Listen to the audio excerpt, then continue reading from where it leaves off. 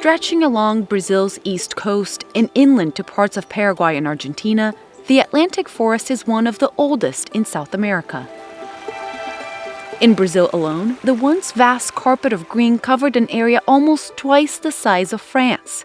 But today, more than 85% has been cleared, according to the Nature Conservancy.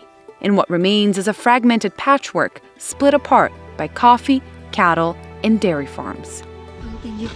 Okay.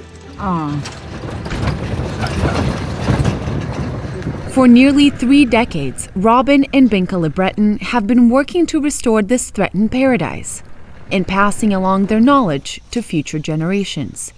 If you had come here when the time when your grandfathers were your age, this was all forest. There was then at that time a sudden increase in coffee prices, and everybody went crazy and cut down all the forest and planted coffee. As the years go by, the same thing happens with milk production as happened with coffee. So what do? They cut down the forest in order to make more cow pasture. That doesn't produce the results either, so they cut down more forest till there's no forest left.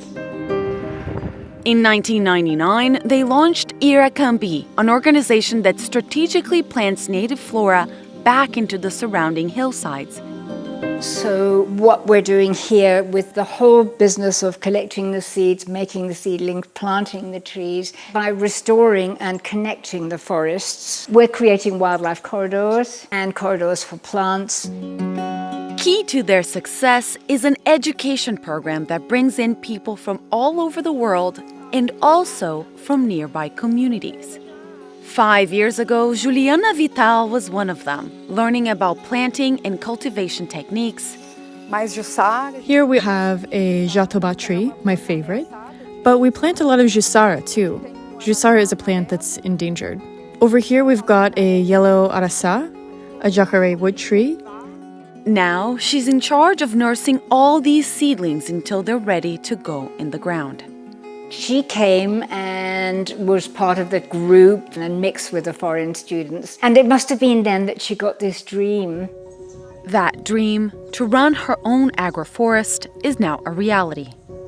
My grandparents were some of the remaining indigenous farmers here. My mother is indigenous Puri, and I grew up in this environment, so I had a really strong connection with some plants I saw my grandfather grow.